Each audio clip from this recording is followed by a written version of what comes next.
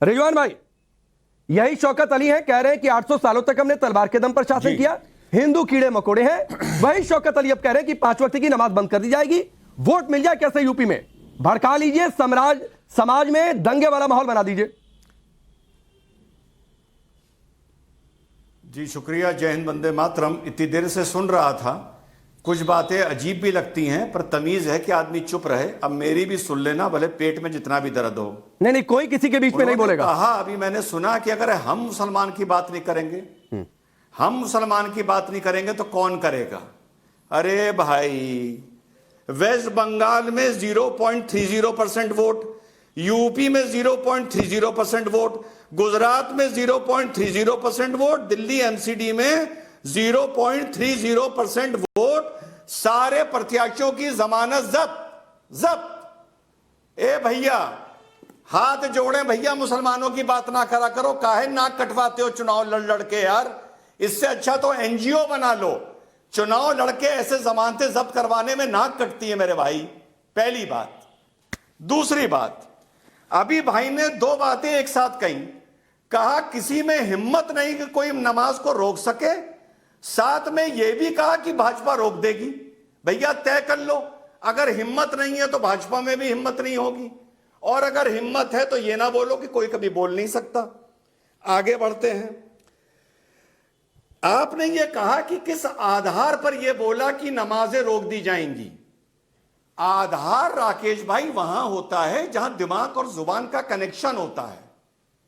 यह उसी आधार पर बोला जिस आधार पर बोला था 15 मिनट के लिए पुलिस हटा लो, उसी आधार पर बोला जिस आधार पर बोला था 15 करोड़ 100 पर भारी हैं, उसी आधार पर बोला कि मुसलमानों के एटीएम में नोटबंदी के दौरान पैसे नहीं आ रहे हैं, उसी आधार पर बोला कि तुम्हें कौन बचाएगा जब मोदी और योगी मठ में चले जाएंगे।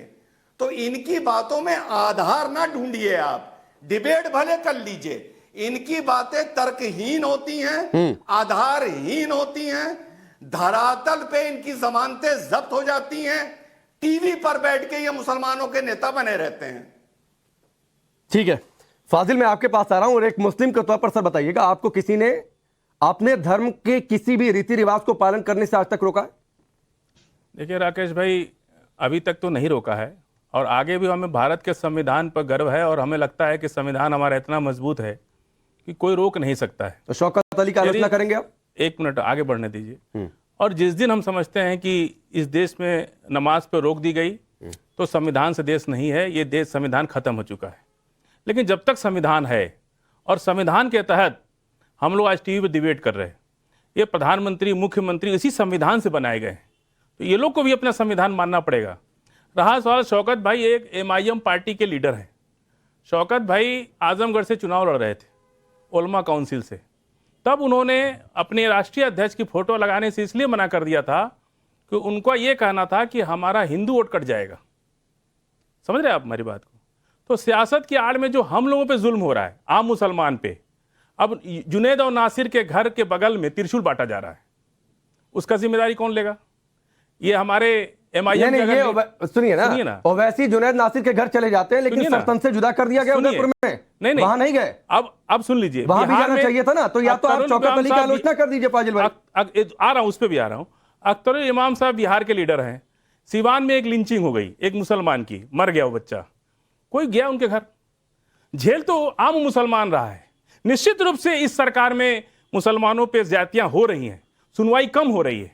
अगर हम थाने में जाते हैं तो नहीं सुनवाई होती है, ये जिम्मेदारी लेनी पड़ेगी राकेश भाई। नहीं ऐसे नहीं जो होता। संविधान में बैठे हैं, कहिए कि शौकत अली ने गलत कहा, मैं आलोचना करता हूं, मैं आलोचना करता हूं। सर ये बीच में जलेबी मत बनाइए। नहीं, मैं तो कह रहा हूं, मैं आपकी बात बिल्कुल भी नहीं समझ पाया। आप कब से जलेबी बनाए जा रहे हैं? अपने राष्ट्रीय अध्यक्ष का फोटो नहीं लगाया, कहे तो पहले बोलिए ना कि शौकत अली ने गलत कहा, मुसलमानों को भड़का रहे हैं। सारे मुसलमान कहेंगे, हम नहीं, सारे मुसलमान कहेंगे गलत कहा, हम